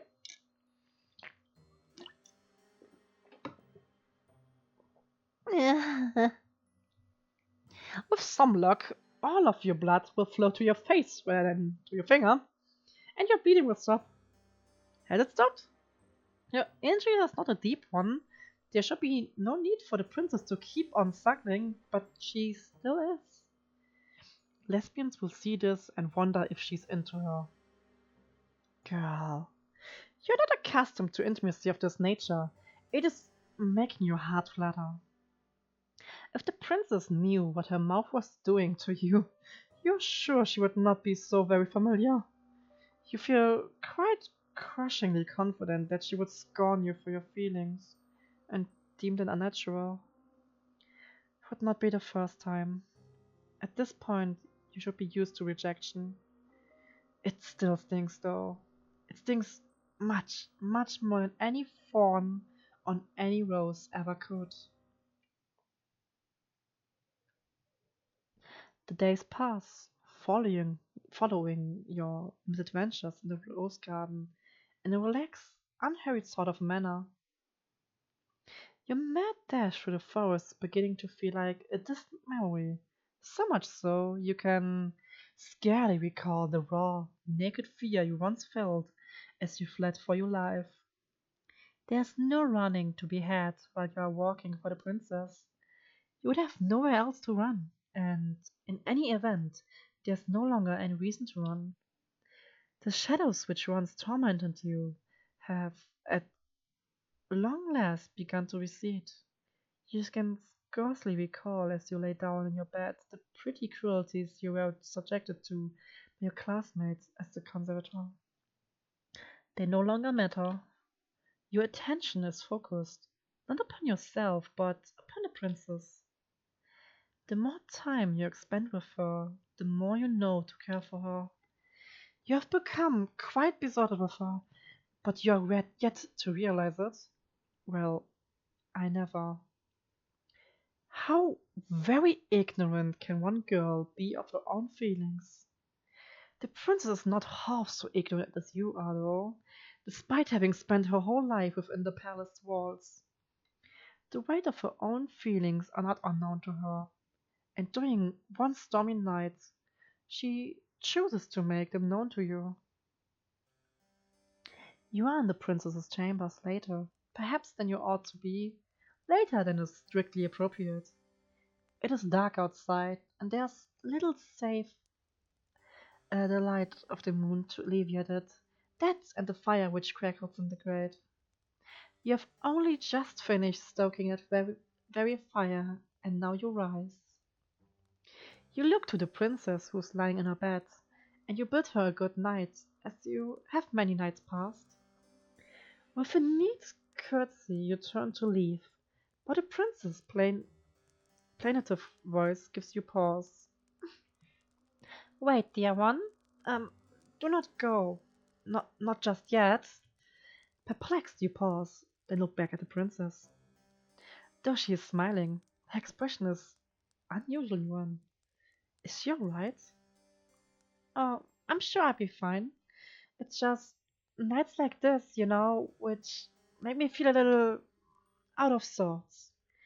And what you asked, does she mean by that? And what you asked, does she mean by that? Um, ouch. Mm. Only that it is very cold and very dark. And it is very windy besides. I'm afraid there will be a storm later. It was awfully cloudy earlier when we went out for a walk.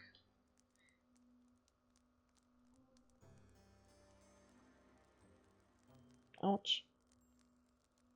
Okay. The princess is not mistaken about that. The sky, when a pair of you promenaded about the gardens earlier, was grey and steely. The wind bitingly cold. You can hear the wind rattling mournfully against the panes in the princess's bedchamber. The princess's castle is built of stone, and it is well fortified, but even with the fire, it is rather cold. You do not like to think of how much chillier by comparison it will be in your humble bedchamber, which is not fortunate enough to have its own fireplace. It might sound childish, but I've always found it hard to sleep on stormy nights like this. They make me feel uncomfortable. You look at the princess with no small degree of sympathy.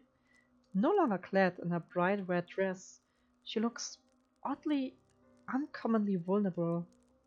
Will she really be alright, all alone in her oversized bed, in her high-ceilinged bedchamber?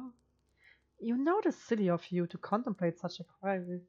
Which would she not be alright? Why would she not be alright? There's nobody in the castle to hurt her, but still, you fret for her. As her lady's maid, it is your job to fret for her. You would never want your mistress to feel unhappy. You ask the princess what it is she would have you do, and the princess perks up at this, pleased perhaps that you are taking initiative. Ahem. I wouldn't like to take up too much of your time um, when it is so very late, but would you mind sitting with me a little while longer and reading to me? Provided that you can, of course. This is a fair enough question, but your pride bristled regardless. Hastily, you reassure the princess that yes, of course you could read. You were a poor student in many aspects of the conservatoire, but you had something of a gift when it came to the literary arts. Reading books is all you've ever been good at. Oh, I see. I suppose I should have known. You're so incredible. I sometimes wonder if there's anything you can do. The princess, high praise make you flush. Awkwardly you look away. Being able to read, you reassure her, is not such a great feat. Perhaps it isn't where you hail from, but it is here. Very few of my old servants could read, and they certainly couldn't read the books that I like. This piques your interest. Intrigued, you ask the princess what books exactly she likes. Well, I'm glad you asked. I'm fond of fairy tales, you see. Old ones, from centuries past. I have a collection of them here, the princess says, indicating a book on her bedside table, as thick as the mortuary slab. The book is old, though, and the bindings are weak. The page is brittle, the writing woefully old-fashioned. Old-fashioned, you say? The thing about gay people. Oh, God! I didn't trust any of my past servants with that book, but I think you would do a good job breathing life into those old stories. Would you mind reading for me for just a brief while? Please, dear one, oh, please. The princess's request seems a simple one, expressed sweetly, so much so you see no reason to refuse her. You take a seat beside the princess upon her luxurious bed, which sinks beneath your weight. Then you retrieve the leather-bound book which is resting upon the bedside table and spread it open, just like the pages of the book are very brittle, like the princess said, and the bindings of the book are loose. You can feel on the left and heft of the book's manifold pages the weight of the ages conceived within it. How old is this book? Perhaps it is as old as the castle in which it resides. It is with a quiet voice, hesitant at first. Began to read to the princess. I have to drink something.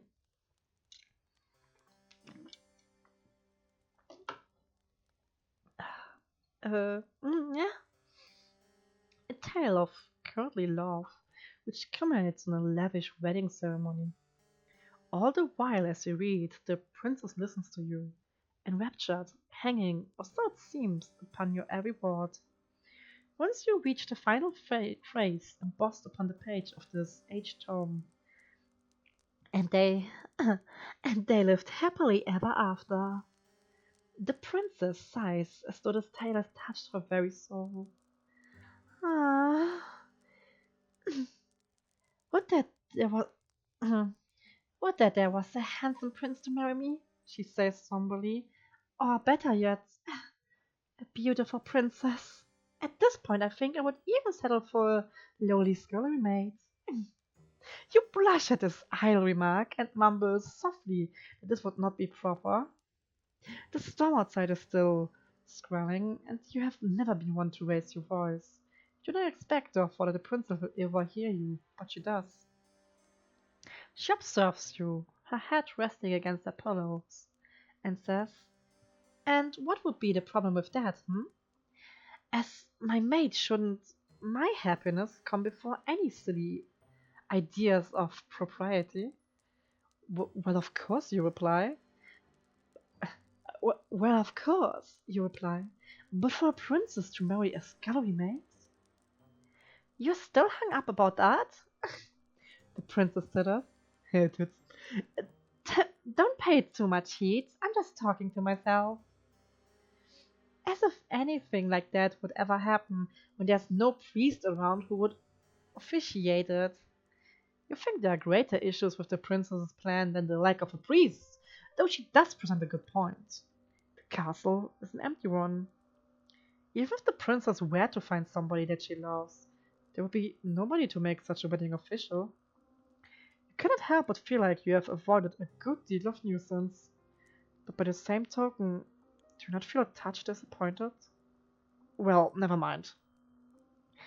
That was a nice that was a nice story, the princess says, but I'm not sleepy yet, and it's still storming outside. Won't won't you read me one more? You would not mind, you reply, but it is getting late. You really ought to return to your own chamber. I know, but can't you find it in your heart to read one story to me? Just one. You can choose a short one, I won't complain. You have some doubts about that, but as before you cannot resist the princess's demands. It is not you think because she's a princess, though that is of course a part of it, but because she is, well, radiant. You would not, you think, as you turn the next story, recounted in this age compendium, what Oh God, eh, want to upset her? you, you would rather cut out your own tongue. You read another story to the princess, which is of a similar vein to the last. Impossible adventure, culminating at the close in a happy marriage. This tale delights the princess just as much as the tale you read prior, and she begs for another, then another. One bedroom stories soon become five, and then, even then, when the candles which flicker on the princess's bedside are close to guttering out, the princess is not satisfied. Like a grasping, greedy child, she has never heard of moderation. When she wants something, she seeks to glut herself with it. Her only request is that of more. If she were less comely, perhaps the inability to adhere to the word no would be seen as a character defect.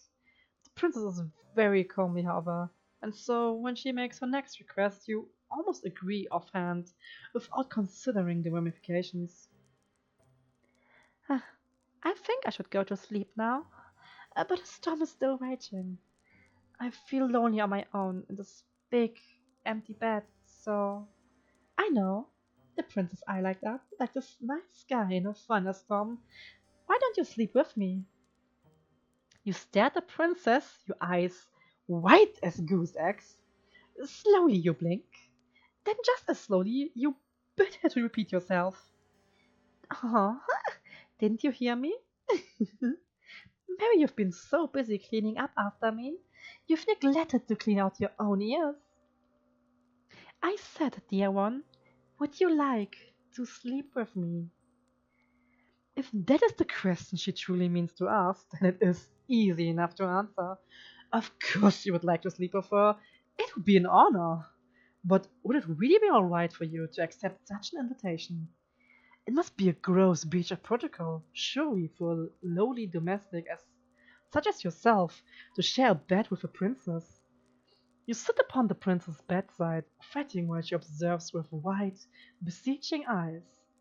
She is waiting. Well, what's the matter, dear one? Why do you tarry so? Could it be? The princess's lower lips began to tremble. Do, don't, don't you want to lie with me after all? I feel like I did the voice for the princess better last time. The last recording session. The sorrow presents in the princess's voice and in her face makes you feel awfully guilty. Hurriedly you console her.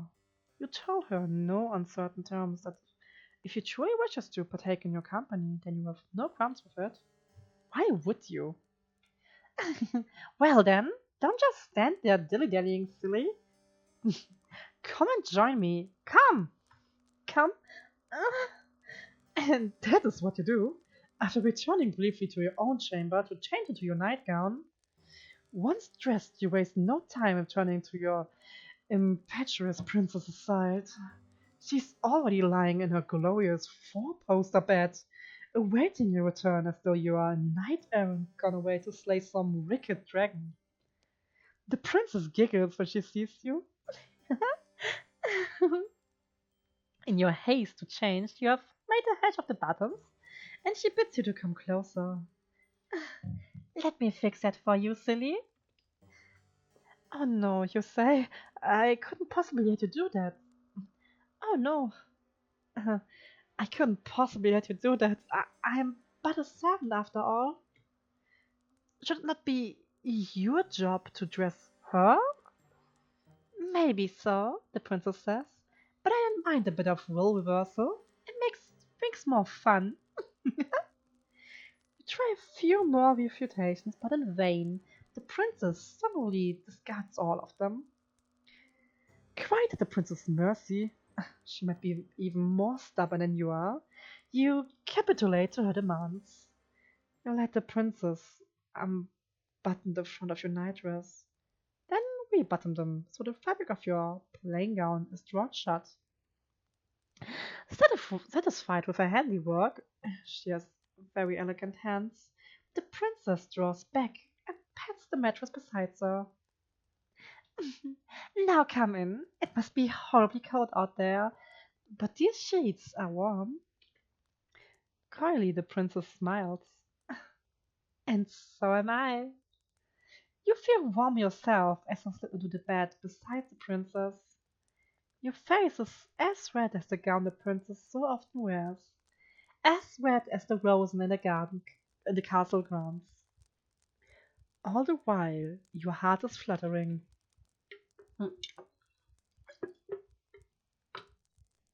Does the princess know what an effect she's having on you?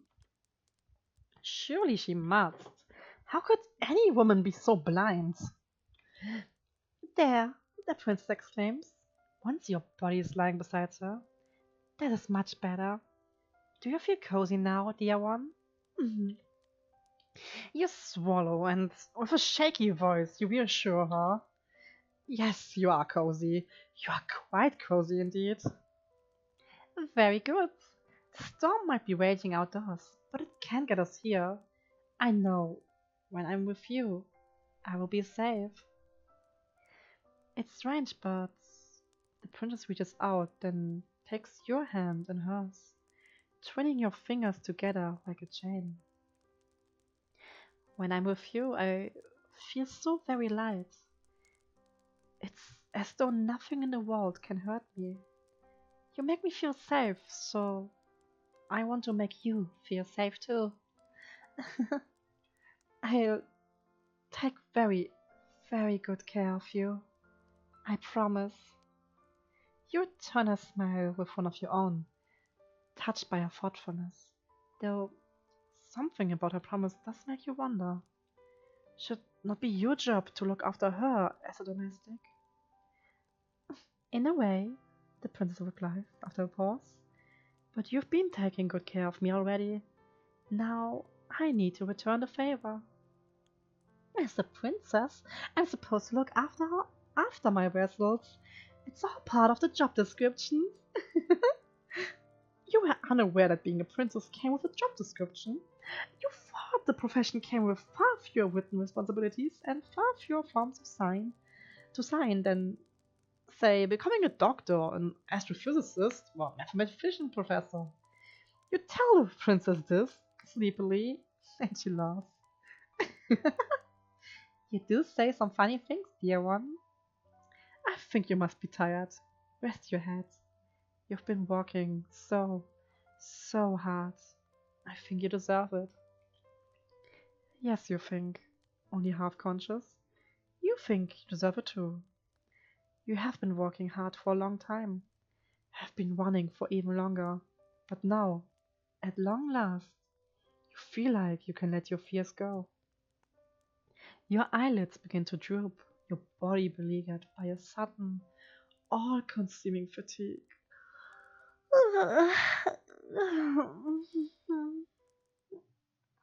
And in a quite understated sort of a way, Your consciousness is conveyed to Morpheus' kingdom. Your sleep is a deep one, despite the storm which rages outdoors. The wind is howling like a couple of wildcats, both locked in a vicious and bloodthirsty bout to the death. But you do not hear it. Swaddled by the warm blankets about you, and soothed by the princess's presence, you're immune from all the ills of the world.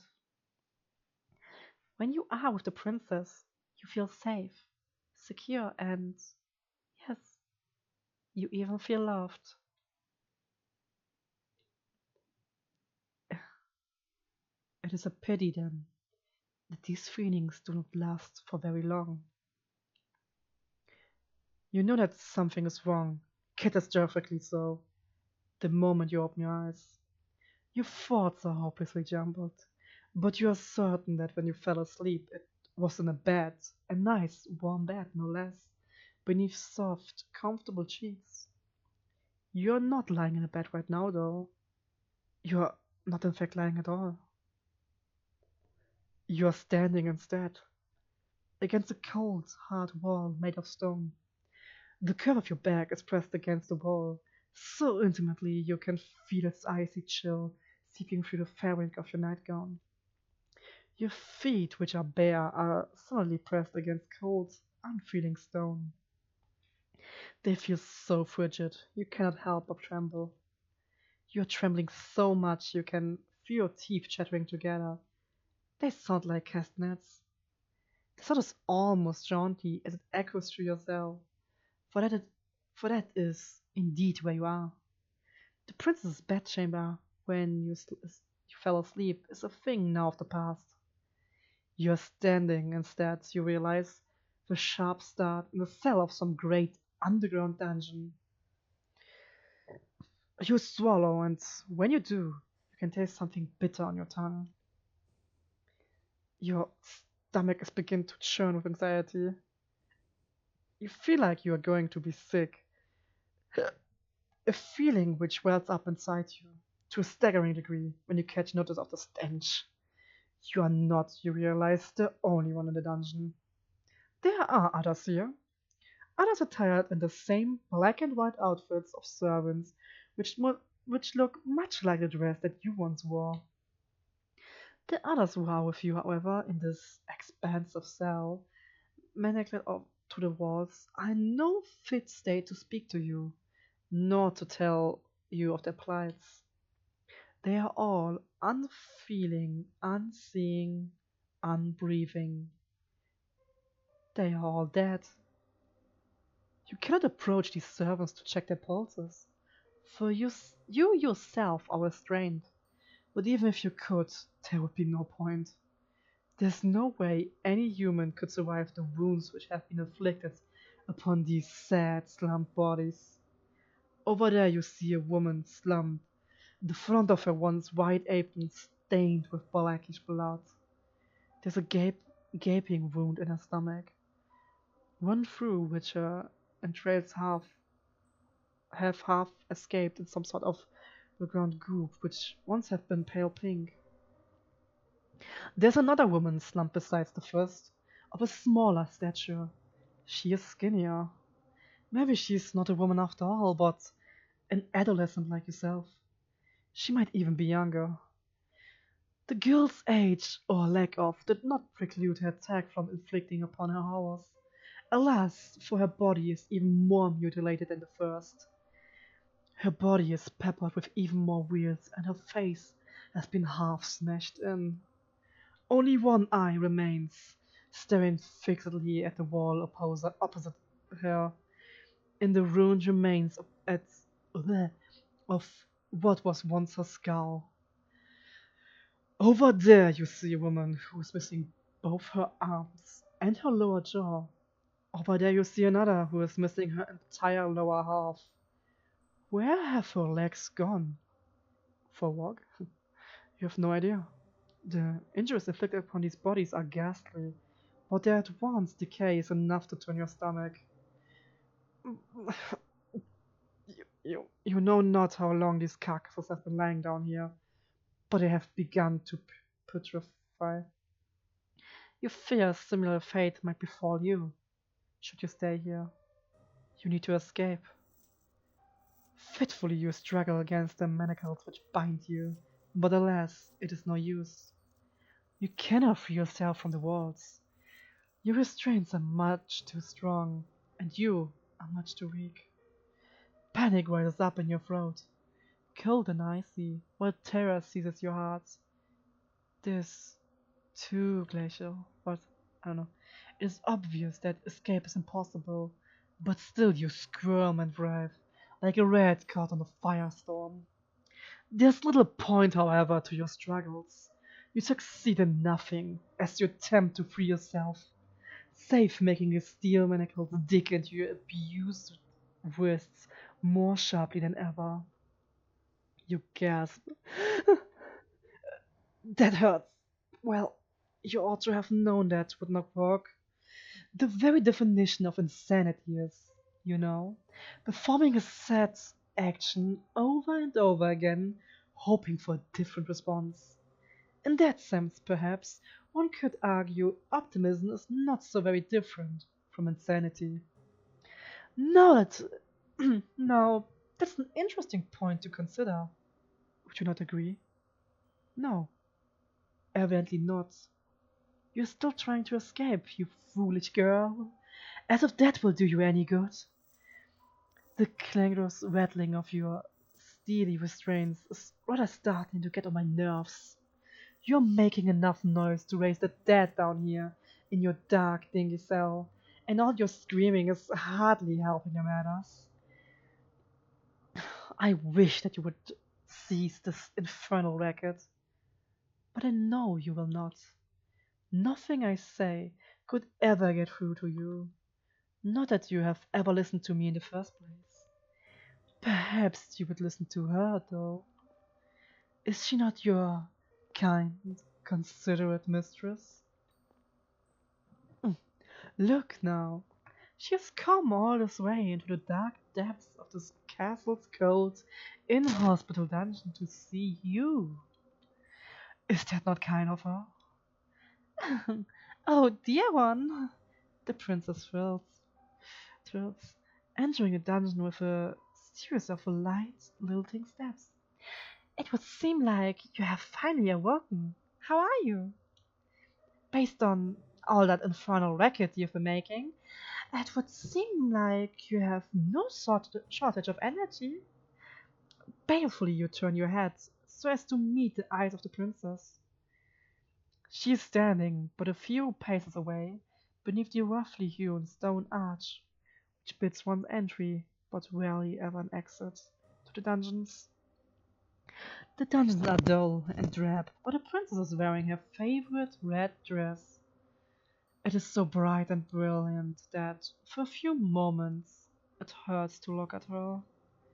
Once the red of the princess's outfit made you think of romance. Now it makes you think of violence.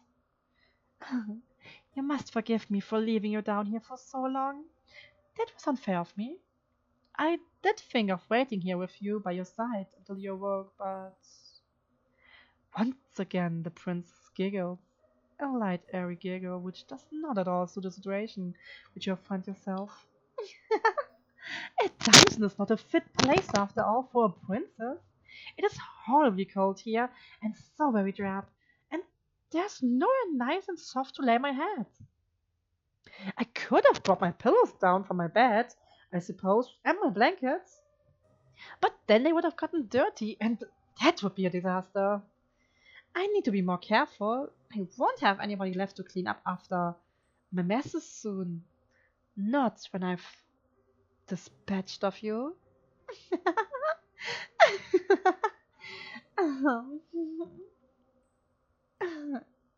Anything her laughs make you feel even more alarmed. Did she say she meant to dispatch of you? Yes, that's right. Could you not tell? I thought you might have figured that out already after waking up in a dungeon, silly. Uh, Still smiling, the princess takes another step towards you. Would that you would cringe away from her, but you cannot. You are completely powerless. The princess reaches out and places her hand upon your cheek.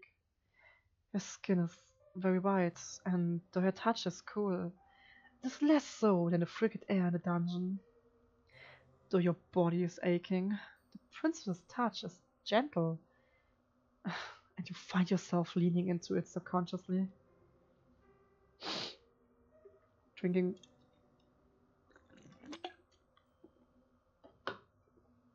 You wish she would keep holding you.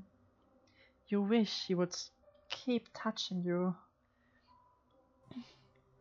You luxuriate in her kindness as best as you can. But though the princess's caresses are tender, your circumstances rather undermine them. How can you relax like this? Ah, you're such a good girl, the princess says in a cajoling sort of voice, as one might address a cat. You've been so lovely to me while we've been together. I really couldn't ask for a better servant. I feel as though I've been spoiled. Why then, you ask her, is she doing this? Improbable though it sounds, she must be the one who chained you up. There's nobody else in the castle who could have committed such a feat.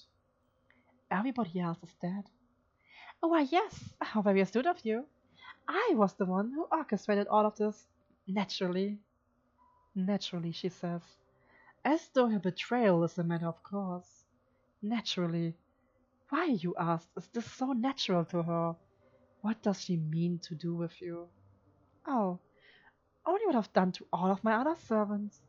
I have experience with this sort of thing, so please don't worry. I'll take good care of you. And by take good care of, she means naturally, I will kill you.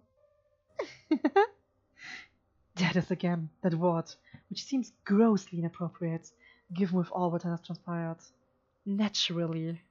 There's nothing natural about this. Do you not think so? The princess examines you, her expression ponderous. It is natural to me, even if it isn't natural to other people. This just feels right. Imprisoning her servants in the dungeons and letting them die? Yes, exactly. There's a bit more to it than that, though. Oh, of course there is. I like you, dear one, the princess says in a voice which sounds uncommonly serious. You have been good to me, like I said, and kind. For that I will be eternally appreciative. You have been so good to me, in fact, that simply being with you is not enough. Not anymore. Your company can no longer content me. I'm a greedy, selfish girl, you see. The princess's smile widens into something sinister, her eyes flashing with a fiendish fervor you have never before witnessed. And I don't want to feel you beside me. I want to feel you inside me. Well, of all the things your charming captive could have said, you did not expect that. The princess, perhaps noticing your confusion, begins to giggle. A giggle even lighter than Milno's and just as airy. It is just as inoffensive. I can see that you don't understand, dear one. But you aren't the only one. My last lady's maid said that too. Renly, the princess sighs. And the one before that. And the one before that. And the one before that. I thought that you, at last, might be able to appreciate my point of view. But perhaps not. I don't think it should be too complicated to grasp, really. Maybe my way of looking at the world is a little bit unique. That's what all my nurses always used to say, at least. When she still had the breath to speak, of course. You look at the princess, where else there for you to look, really? Your eyes are fixed to her face. She is still smiling, but there's something sinister about her smile. Or perhaps in your anxious state, You're only imagining that there's something sinister about her smile. It's easy to see things which do not really exist when your surroundings are festooned in shadows. In actuality, however, the princess does not look any different to how she usually does. Neither is she acting any differently to the way she usually acts. She has not changed. It is only your perspective of her that has shifted.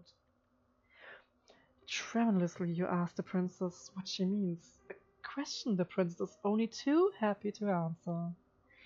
It is simple, really. Like I said, you were wondering, weren't you, why there weren't any guards or any servants in the castle when you first arrived here? The question had crossed your mind, yes. You're sure the princess said the ministers sent them away, though. Was that a lie? I wasn't being hopefully truthful, no. I thought you would be afraid of me if you knew what had actually transpired. And I didn't want that. I wanted you to stay with me. The ministers didn't send anybody away because I don't have any ministers. I dispatched of them too. Did she know? You suppose you ought to not to be surprised, but you still shudder regardless. My ministers were very much fun, I'm afraid. They had lots of ideas about what I should and shouldn't do after my parents died. The princess stares at you, her eyes wide like black holes, empty yawning abysses. So I killed them. I killed my servants too, though I did more thorough job with them than I did with the ministers. I did not care for my ministers, you see. They were all fussy old men. But I did love my servants. I loved my ladies' maids, and my undermaids, and my scullery maids, and my housekeeper, and cooks, and my large retinue of retainers. They were like my family.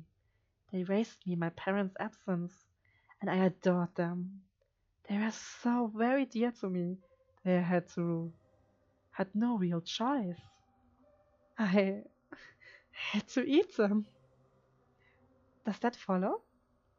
Not logically, no. Why, you asked the princess, your voice trembling, would you eat the people that you love? It seems a poor way to repay them for their kindness. Well, why wouldn't you eat people that you love? I don't think there could be any greater way of showcasing one's gratitude, unless you have any better ideas. You weren't expecting the princess to turn the tables on you quite like this, and dumbfounded you stare at her. You know precious little about love yourself.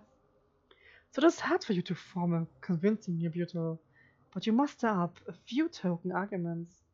You tell the princess that eating people isn't very nice, and neither it is strictly illegal. And neither is it strictly legal.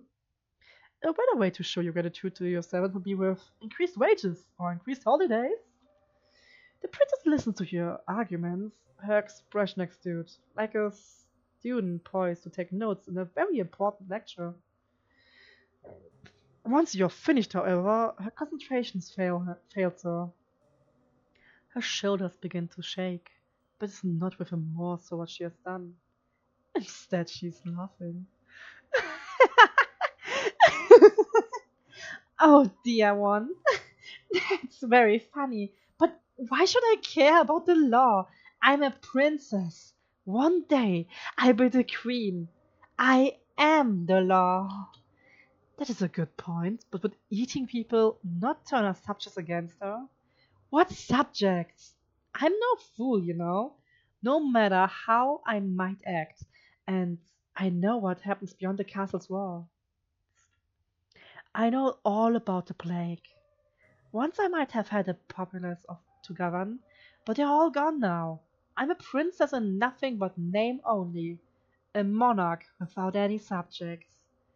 Don't you think that's sad? I know I do. It's so woefully lonely. If she feels lonely, then why has she been systematically slaughtering all of her domestics? It doesn't make a lick of sense. Perhaps not to you. Gently the princess caresses your cheek. But I shouldn't judge you too harshly. As much as I like you, dear one, you are a commoner. Perhaps you can understand the intricacies of my thoughts. Privately, you doubt that anybody would be able to understand the intricacies of the princess, this thought process, largely because it is unreasonable. You do not say that though. Instead, you answer the only question you can think to ask with your very throat, which is sore from shouting. Really, I don't know. Why? Why, you ask? The princess blinks. It's because I don't want you to leave me, of course. Everybody leaves sooner or later, whether they have pledged their allegiance to me or not. That is simply the way of the world. People are fickle and inconstant, even to me, a monarch. That is why I decided to eat my servants. I had no choice, you see. It was the only way to ensure that they would never leave me. When you think about it, they should be grateful they would demean myself so to consume their flesh and blood.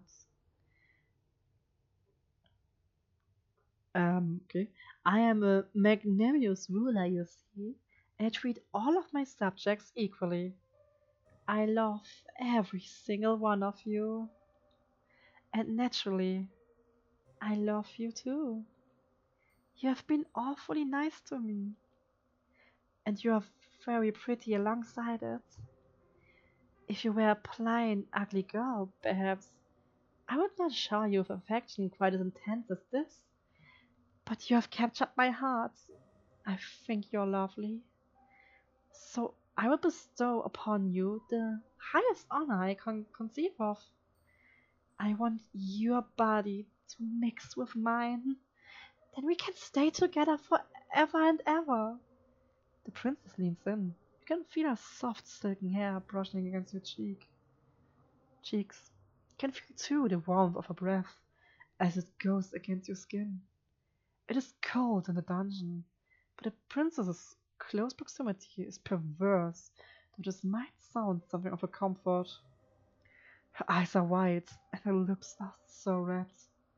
Her smile, meanwhile, is so sweet. I've been doing my best to fulfill the role that fate has dictated for me, but really. Her eyes, which are bowing into yours, are like two dark swans. Finally, you think you can see in the alarming lack of light, the lack of anything. The princess gaze some degree of humanity. It gets so lonely here. But this brief flicker of understanding which passes between the pair of you is soon cut short. The princess dips her head. She parts her lips, which are as red as the petals of carnivorous flowers. You feel the princess's breath against your neck. It is warm in the icy chill of the dungeons, and you shudder from it. For a few moments you think that this overture of the princess could be romantic in a way, but this too comes to a swift, merciless close. The princess' mouth is on your neck. The princess's teeth, sharp as needles, are in your flesh. The princess is draining your blood. She's supping on it in great, greedy gulps, like a hungry animal, one who cannot truly comprehend the harm it is causing. Even if the princess steps from you, her arms twined around your waist, you find you cannot hate her. She's far too unworldly. You are sure, as your consciousness begins to fade, the princess was being sincere when she spoke of her love for past servants. This is simply the way the princess expresses this great love of hers, a love which is so very abundant it borders upon the monstrous. It is a love you never thought you would ever experience. This love of the princess eclipses anything you've ever known before. It eclipses sanity. It eclipses reason. It eclipses all notions you might once have had of right or wrong. The princess, as you know full well, does not care about such concepts. You have always possessed a stubborn core, nestled between your weak willed exterior. But the princess is even stubborner than you are. In the face of her love, you have met your match. The princess draws back. Desperately, you gasp for air. But you know, this does not give you any quarter. As before, she dips her head bleh. Okay, I need to drink something.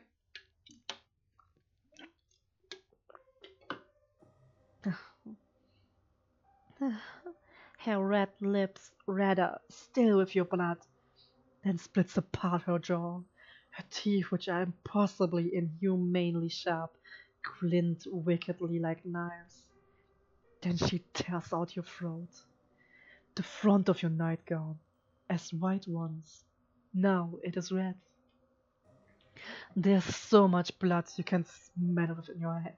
Inhale, sharper than metal. It is so potent you can taste it on your tongue. You try to inhale, but this task proves to be beyond you. What with the twin perforations that have ruptured your skin? Your attempted breaths, when they escape your lips, sound like sad, sorry wheezes. Your whole body, meanwhile, feels as though it's on fire. You make for quite a sorry sight indeed. But you'll forgive me if my sympathy is limited. You didn't bring this up, you bring this upon yourself, you know. You reap what you sow, and in your case, you made a series of bad decisions, which led to your untimely demise. Now, what do you want to do? Will you accept this fate of yours and rest in peace? Or will you try to fight against it? Bitch, I will never accept my fate. As long as I can fucking scream and fight, we will fight against our fate. That is a good answer. I must admit, I like it. It's impressive how very defiant you can be, even in a situation as discomforting as this. Now, try not to cry. Keep your chin up. This is but a minor setback in your story. Like all fair maidens, you're deserving of your own happy ending. You need only the strength to try and seek it out. Why don't we give this another go? Just try not to ensnare the hearts of any more monarchs, particularly those with unusual appetites. You are destined for far higher purposes than being an entree, and there are vastly more enjoyable ways to be eaten in this world. Your fate is once again in your hands. Now I wonder, which path will you take? Okay. Hi. I would say we make a cut here. This was the first path um, that we played, and yeah, the path of a monarch with a very unusual appetite. When people talk about eating out a girl, this is not what I imagined. Well, I hope you liked it. I think I could have done a better job with the princess, but in the end, it was pretty okay, I think. If you would like to hear more of me, you can, I don't know, comment or subscribe. I'm glad to, I would be glad to listen to the viewers and see what else I could upload in future. Well, to everyone who watched this far, thank you. I'm really thankful if anyone, anybody would watch this, and yeah, I hope my English wasn't too bad. Like I said, I'm not a native speaker. I have a very thick accent, German accent, I know, but I hope it was still enjoyable nonetheless. So, yeah, um, I hope you all stay healthy and be careful around princesses. They might try to eat you, but not in the good way. Goodbye and see ya.